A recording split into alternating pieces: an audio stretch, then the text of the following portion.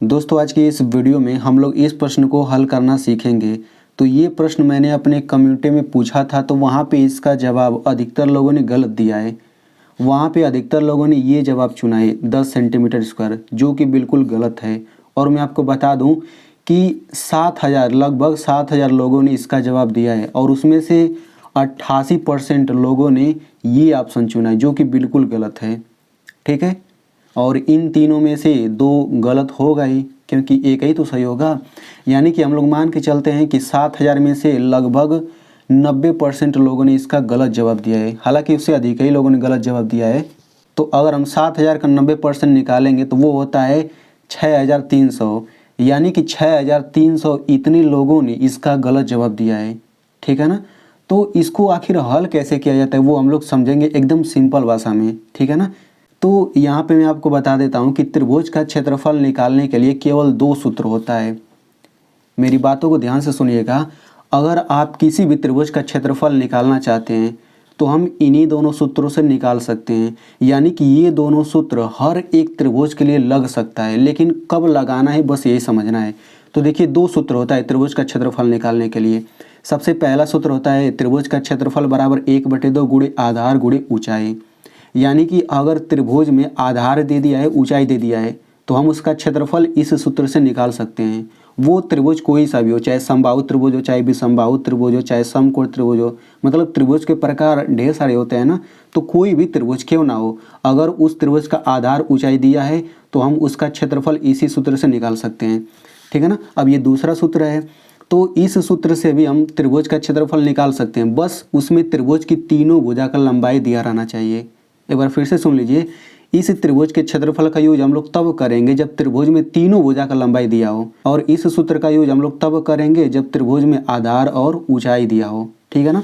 अब यहाँ पे मैं आपको बता दूं, ये जो सूत्र है इस सूत्र को हम लोग हीरोन का सूत्र भी बोलते हैं। ठीक है ना। तो चलिए अब हम यहाँ पे सवालों को लगाते हैं। तो देखिए, इसके क्षेत्रफल का सूत्र क्या होता है, रूट में S, S minus A, S minus B, S minus C. इसमें एस बराबर ये होता है A plus B plus C पूरे का बटा 2। इसमें एस को बोलते हैं अर्ध परिमाप, यानी कि सेमी पेरीमीटर इंग्लिश में। और यहाँ पे ए बी सी क्या है, त्रिभुज के तीनों भुजा की लंबाई है। ठीक है, चलिए अब हम सवाल को हल करते हैं। तो यहाँ पे आप देख सकते हैं कि इस त्रिभुज में, चूंकि त्रिभुज में तीन ही भुजा होता है और यहाँ पे तीनों भुजा का लंबाई दे दिया है, तो हम यहाँ पे हीरोन का सूत्र का यूज कर सकते हैं। तो चलिए हम लोग वही सूत्र का यूज करेंगे। ठीक है ना। तो सबसे पहले हम यहाँ पे ये त्रिभुज बना लेते हैं। तो मान लेते हैं कि ये 3 सेंटीमीटर है, ये 4 सेंटीमीटर है और ये 5 सेंटीमीटर है। ठीक है ना। अब हमें इसका क्षेत्रफल निकालना है। ठीक है। तो मैंने अभी आपको बताया कि जब त्रिभुज में तीनों भुजा का लंबाई दे देता है तो उसका क्षेत्रफल हम हीरोन के सूत्र से निकालते हैं। तो यहाँ पे आप देख सकते हैं त्रिभुज के तीनों भुजा का लंबाई दिया है, तो हम यहाँ पे हीरोन का सूत्र लगाएंगे। तो सबसे पहले हम लोग ए बी सी लिख लेते हैं।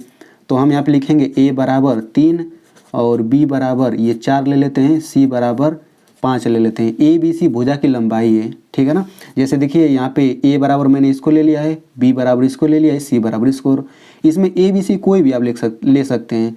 हम लोग ए बराबर 5 ले सकते हैं, बी बराबर 4, सी बराबर ये। मतलब ए बी सी आप किसी को मानिए, हर तरीके से आंसर सेम ही आता है, बस कैलकुलेशन सही होना चाहिए।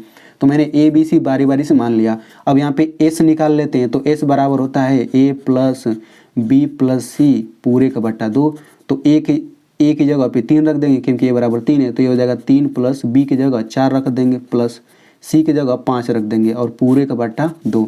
तो यहाँ से हो जाएगा एस बराबर 3 4 7 7 5 12/2 और 2 से कट जाएगा 6 आ जाएगा।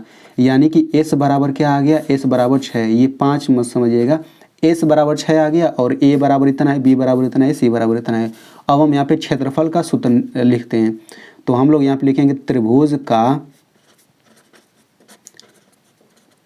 क्षेत्रफल बराबर, तो यहाँ पे हम सूत्र पूरा लिख लेते हैं। क्या हो जाएगा, S, S minus A, S minus B और ये हो जाएगा एस माइनस सी।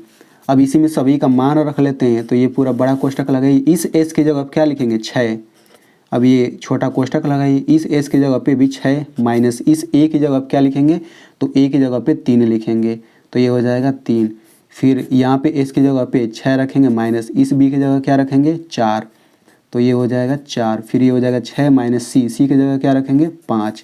अब यहाँ पे आगे इसको हम हल करते हैं तो ये हो जाएगा 6, कोष्टक लगा लेते हैं। 6 में से 3 घटेगा 3, और 6 में से 4 घटेगा 2, और 6 में से 5 घटेगा 1। ठीक है ना। अब इसके बाद हम कैसे इसको हल करेंगे तो ध्यान से देखिए, ये हो जाएगा 6। अब बस कोष्टक हटा दीजिए, बीच में गुणा लगा दीजिए, गुणा 3 गुणा 2 गुणा 1। अब इसके बाद हमें क्या करना है, ये रूट के अंदर क्या हो जाएगा, सबका गुणा कर लेते हैं। 6 3 18, 18 दूना 36, और 36 से कम 36। अब इसके बाद आप लोग थोड़े ध्यान से समझिएगा, ठीक है ना। मान लीजिए कि रूट में अगर 16 आ जाता है तो रूट में 16 के जगह पे हम 4 लिख सकते हैं। अगर रूट में 25 आ जाता है तो हम 5 लिख देंगे। अगर रूट में 36 आ जाता है तो 6 लिख देंगे। अगर रूट में 49 आ जाता है तो 7 लिख देंगे। मतलब क्या, देखिए 4 का हम 2 बार गुणा करेंगे, 4 चौक 16, तो 4 का 2 बार गुणा करते हैं तो अंदर वाला आ जाता है, तो इसका आंसर 4 है। 5 का 2 बार गुणा करते हैं, 5 गुणे 5, 5 पचे 25, तो अंदर वाला आ जाता है, रूट के अंदर वाला, तो हम इसका आंसर 5 बोल देते हैं। 6 का 2 बार गुणा करते हैं तो 36 आ जाता है, यानी कि ये किसके बराबर, 6 के बराबर, तो ये 6 लिख दिया। अब केवल 6 इसका आंसर नहीं होगा, यहाँ पे आपको ध्यान से देखना है। देखिए चूँकि तीनों भुजा का लंबाई सेंटीमीटर में है, यहाँ पे देख लेते हैं, तीनों भुजा का लंबाई किस में है, सेंटीमीटर में है, तो हम यहाँ पे सेंटीमीटर लिखेंगे और यहाँ पे 2 घात लगा देंगे, मतलब स्क्वायर, सेंटीमीटर स्क्वायर। यानी कि इस त्रिभुज का क्षेत्रफल कितना आ गया, 6 सेंटीमीटर स्क्वायर इसका क्षेत्रफल आ गया। अब यहाँ पे देखिए, ये तो पहली विधि है, इसको हम दूसरे वाली विधि से भी लगा सकते हैं, मतलब दूसरे सूत्र से भी लगा सकते हैं। ये जो सूत्र है, अभी तो हमने इस सूत्र से क्षेत्रफल निकाला, अब हम इस सूत्र से भी निकाल सकते हैं। कैसे निकाल सकते हैं मैं आपको बताता हूँ, तो ध्यान से समझिएगा। तो देखिए त्रिभुज के तीनों भुजा का लंबाई है 3 सेंटीमीटर, 4 सेंटीमीटर और 5 सेंटीमीटर। तो अगर हम लोग इन तीनों भुजाओं पर पाइथागोरस प्रमेय लगाना चाहें तो पाइथागोरस प्रमेय अच्छे से लग जाता है। 3, 4 और 5। तो देखिए 3 का स्क्वायर 9 होता है, 4 का स्क्वायर 16 होता है, 5 का स्क्वायर 25 होता है। तो देखिए ये दोनों छोटी भुजा है, मतलब सबसे बड़ी भुजा यही है, और ये दोनों छोटी भुजा है। देखिए छोटी दोनों भुजाओं को अगर हम जोड़ देते हैं तो इसी के बराबर आता है। इसका मतलब क्या हुआ, इसका मतलब ये हुआ कि इन तीनों भुजाओं से जो त्रिभुज बनेगा वो एक समकोण त्रिभुज बनेगा, ठीक है ना, समकोण त्रिभुज बनेगा। तो यहाँ पे हम त्रिभुज बना लेते हैं, यहाँ पे इस तरह से बना लेते हैं। समकोण त्रिभुज का मतलब उसमें एक कोण 90 अंश का जरूर रहेगा। अब देखिए 90 अंश के सामने वाला ही तो सबसे बड़ी भुजा होती है, तो सबसे बड़ी भुजा 5 है, तो ये 5 कर लेते हैं, ये 3 होगा या 4, या फिर ये 3 ये 4, लेकिन 90 अंश के सामने ये सबसे बड़ी भुजा ही लिखेंगे, ठीक है ना, यानी कि ये 90 अंश का है। समझ में आ गया ना। अब देखिए जब त्रिभुज में जब ये 90 अंश का है तो इसी को तो ऊंचाई बोलते हैं, त्रिभुज की ऊंचाई, और इसको आधार बोल देते हैं। यानी कि इस त्रिभुज में आधार और ऊंचाई भी पता है, तो इसका क्षेत्रफल कैसे निकालेंगे, 1/2 गुणे इसी सूत्र से निकालेंगे, आधार गुणे ऊंचाई। तो 1/2 गुणे आधार कितना है 3, ऊंचाई कितना है 4। इसी को हल करिए तो ये हो जाएगा 3 दूना 2 दूना 4 और 3 दूना 6। यानी कि आप देख सकते हैं कि उतना ही क्षेत्रफल इस तरह से भी आ रहा है। यानी कि इसमें से कौन सा ऑप्शन सही हो जाएगा, चूँकि देखिए सेंटीमीटर है ना लंबाई, तो ये सेंटीमीटर स्क्वायर हो जाएगा। यानी कि इसमें से ये वाला ऑप्शन सही है, तीसरा वाला ऑप्शन।